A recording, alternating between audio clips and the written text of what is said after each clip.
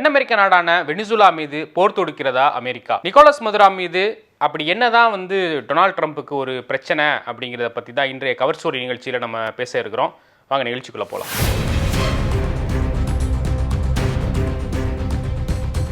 தென் அமெரிக்க கண்டத்தோட உச்சியில் நம்ம பார்த்தோம் அப்படின்னா வெனிசுலா அப்படின்னு குட்டி குட்டியாக எழுதியிருக்கோம். ஸோ அப்படி ஒரு சின்ன நாடு தான் வெனிசுலா.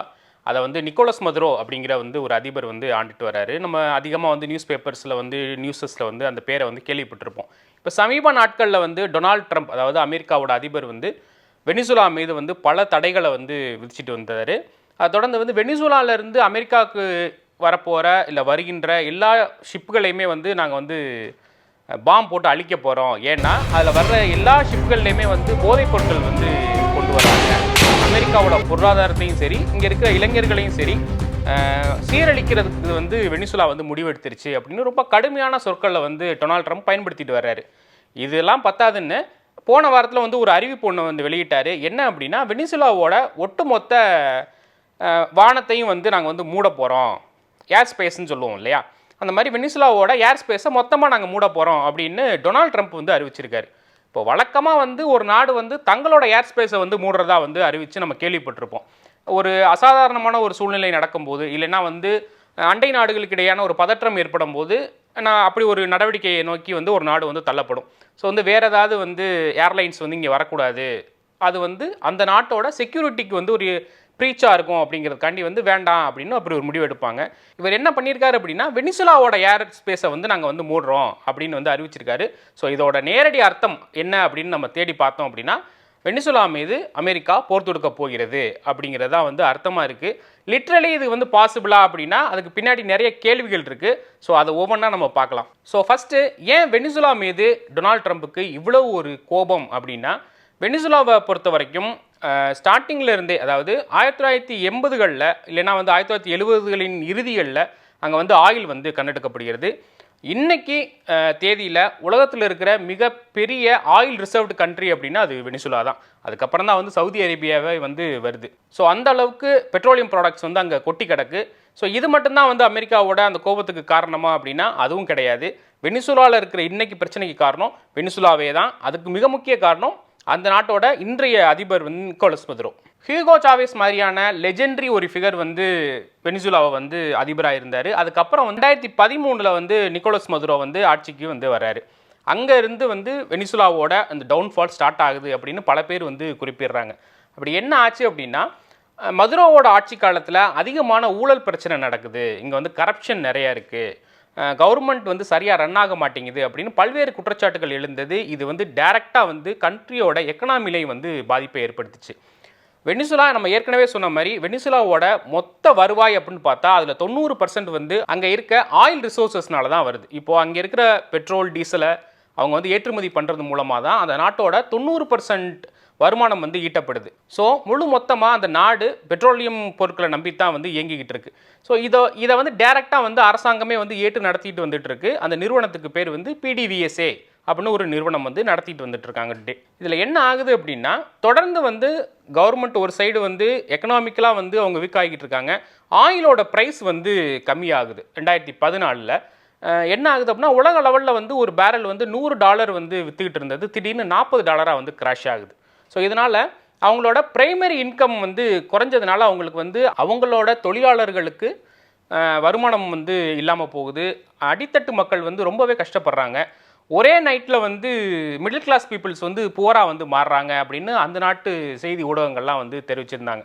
இதை தொடர்ந்து இது வரைக்கும் நடந்தது மோசம் அப்படின்னா, அதுக்கு அடுத்த வருஷம், அதாவது 2016 நடந்தது மிக மோசம் அப்படின்னு தான் சொல்லணும். ஏன் அப்படின்னா, 2016 வெனிசுலாவில் ஹைப்பர் இன்ஃப்ளேஷன் வந்துருச்சு. இன்ஃப்ளேஷன் அப்படின்னா அங்கே இருக்கிற அந்த பணத்துக்கு பணத்தோட மதிப்பு குறையுது அப்படின்னு நம்ம கேள்விப்பட்டிருப்போம். எந்த அளவுக்கு குறைஞ்சிருச்சு அப்படின்னா, ஒரு கிலோ தக்காளி கிட்டத்தட்ட 46 லட்சம் பொலிவார் அந்த அளவுக்கு விற்கிற அளவுக்கு அந்த நாட்டோட கரன்சி ரொம்ப ஒரு வீக்கான ஸ்டேஜுக்கு வந்துச்சு. இதை தொடர்ந்து அந்த நாட்டில் இனிமேல் இருக்க முடியாது அப்படின்னு கிட்டத்தட்ட 70 லட்சம் பேர் வெனிசுலாவை சேர்ந்தவர்கள் அங்கேருந்து பக்கத்து நாடுகளுக்கு, கொலம்பியா, நிகரகுவா, பனாமா மாதிரியான நாடுகளுக்கு புலம்பெயர்ந்துட்டாங்க. ஸோ வரலாற்றில், குறிப்பாக தென் அமெரிக்க வரலாற்றில், ஒரு நாட்டிலேருந்து இவ்வளவு பேர் பிழைப்புக்காக பசிக்காக போகிறது அப்படின்னா அது 2016 அந்த காலகட்டத்தில் நடந்து வெனிசுலாலேருந்து போனவங்க தான் அப்படின்னு நிறைய பேர் சுட்டி காட்டுறாங்க. சரி, இந்த பிரச்சனை முடிஞ்சிருச்சா அப்படின்னா அதுலேருந்து அவங்க ஓரளவுக்கு மீண்டு வந்தால் கூட அந்த 2014 நிறைய பேர் ரெஃப்யூஜியாக வெளியில் போனவங்களால ஸ்கில்லடு எம்ப்ளாயிஸ் வந்து வெளியில் போயிட்டாங்க. ஏற்கனவே சொன்ன மாதிரி பிடிவிஎஸ்ஏ அந்த நிறுவனத்தை சேர்ந்த பல ஸ்கில்லடு லேபர்ஸ் வந்து வறுமை காரணமாக வந்து வெளியில் போகிறாங்க. இதனால் அங்கே இருக்கிற ஆயில் ரிஃபைனரி அந்த மிஷின்ஸை ஒர்க் பண்ணுறதுக்கே வந்து லேபர்ஸ் இல்லாமல் வந்து தவிச்சிட்டு இருந்தாங்க. சரியான மெயின்டெனன்ஸ் இல்லாமல் ஆயில் ஸ்பில் ஆகி அங்கங்கே வந்து அந்த ப்ரொடக்ஷன் பிளான்ட்டே வந்து கெட்டு போகிற அளவுக்கு வந்து அப்படி தான் வந்து அந்த நாடு தன்னோட டவுன்ஃபாலை வந்து சந்திச்சுட்டு வந்துச்சு. இது அந்த எக்கனாமியை ஒரு சைடு பாதிச்சிச்சு அப்படின்னா நிர்வாகம் ரீதியில் பார்த்துட்டோம் அப்படின்னா நிக்கோலஸ் மதுரோ தன்னோட முதல் தேர்தல் அதாவது 2013 வந்து அவர் வந்து மால் ப்ராக்டிஸ் பண்ணி தான் வந்து வந்தார். பல குளறுபடிகள் வந்து செஞ்சு தான் வந்து அதிபர் பதவியில் வந்து நிக்கோலஸ் மதுரோ வந்து தேர்ந்தெடுக்கப்பட்டார் அப்படின்னு பல குற்றச்சாட்டுகள் அப்பயே வந்துச்சு. அதை தொடர்ந்து ஹைப்பர் இன்ஃப்ளேஷனில் அந்த நாடு வந்து பாதிக்கப்பட்டுச்சு. வேலைவாய்ப்பு இல்லை, அடிப்படை வசதிகள் வந்து இல்லாமல் இருந்துச்சு. போக்குவரத்து வசதிகளோ இல்லை மருத்துவ கட்டமைப்புகளோ சாப்பாடே வந்து கிடைக்கல அப்படின்னு அரசு மேலே கடுமையான குற்றச்சாட்டுகள் முன்வைக்கப்பட்டன. ஸோ இது வந்து புதிய அதிபர் வரணும், எங்களுக்கு ஒரு புதிய வந்து கொள்கைகளை வகுக்கணும் அப்படின்னு மக்கள் வந்து போராட ஆரம்பிக்கும் போது மறுபடியும் வந்து எலெக்ஷன் நடக்குது. 2024 எலெக்ஷனில் மதுரோ வந்து போட்டியிடுறாரு. ஒரு பக்கம் மக்கள் புரட்சி தொடர்ந்து வந்து பரவிக்கிட்டே இருக்குது.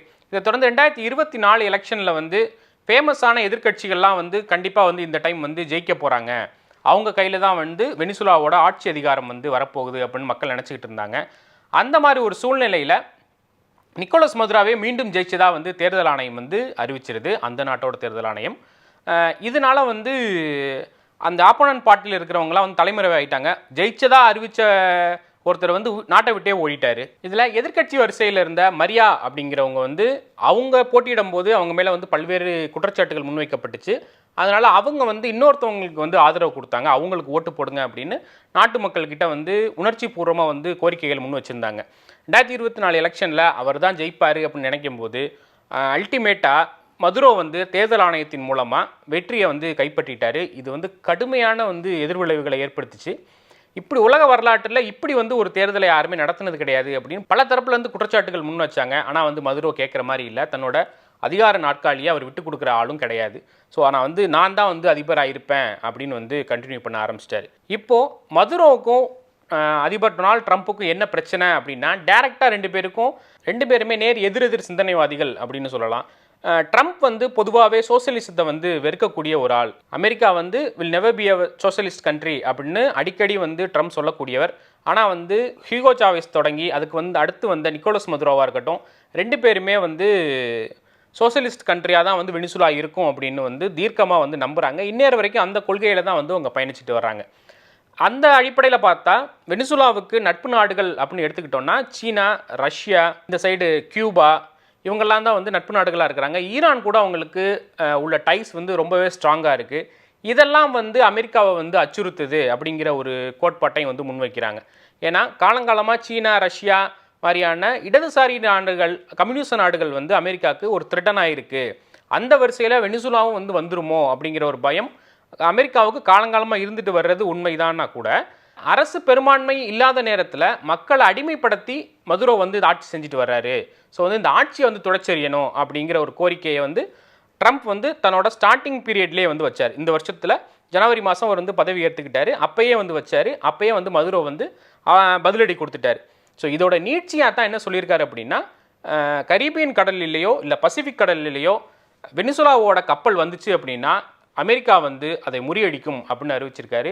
கடந்த வந்து ஒரு 3 மாதங்களில் எடுத்துக்கிட்டோம் அப்படின்னா கிட்டத்தட்ட ஒரு 23 வெனிசுலா கப்பல்களை வந்து அமெரிக்காவோட இராணுவமாக இருக்கட்டும் இல்லை வான் பாதுகாப்பு படையாக இருக்கட்டும் டெஸ்ட்ராய் பண்ணியிருக்காங்க.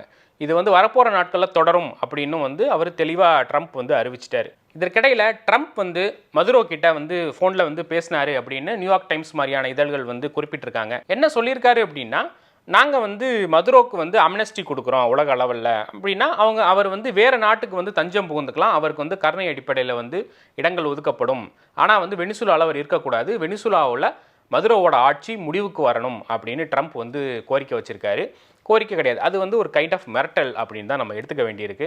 ஆனால் மதுரோ வந்து கடைசி மினிட் வரைக்கும் நான் வந்து வெனிசுலா விட்டு வரமாட்டேன், இது என்னோட தாய்நாடு, நான் இங்கே தான் இருப்பேன், வேணும்னா அடுத்த எலெக்ஷனில் நான் வந்து கண்டெஸ்ட் பண்ணாமல் இருக்கிறேன், நியாயமாக ஒரு தேர்தலை நடத்தி ஒரு பொறுப்பான ஆள்கிட்ட நான் ஆட்சியை ஒப்படைக்கிறேன் அப்படின்னு வந்து மதுரோ வந்து சொன்னதாக வந்து தகவல்கள் வெளியாகிருக்கு. ஸோ வரப்போகிற காலங்களில் ட்ரம்ப் முடிவெடுத்தபடி மதுரோ வெனிசுலாவிலிருந்து பிற நாடுகளுக்கு தப்பிச்சு போவாரா, இல்லை ஸ்ரீலங்காவில் கோத்தபய ராஜபக்சே எந்த மாதிரி ஒரு நெருக்கடிக்கு உள்ளாகி நாட்டை விட்டு தப்பிச்சு ஓடினாரோ அப்படி ஒரு நிலைமைக்கு மதுரோ தள்ளப்படுவாரா அப்படிங்கிறத பொறுத்து இருந்து பார்ப்போம்.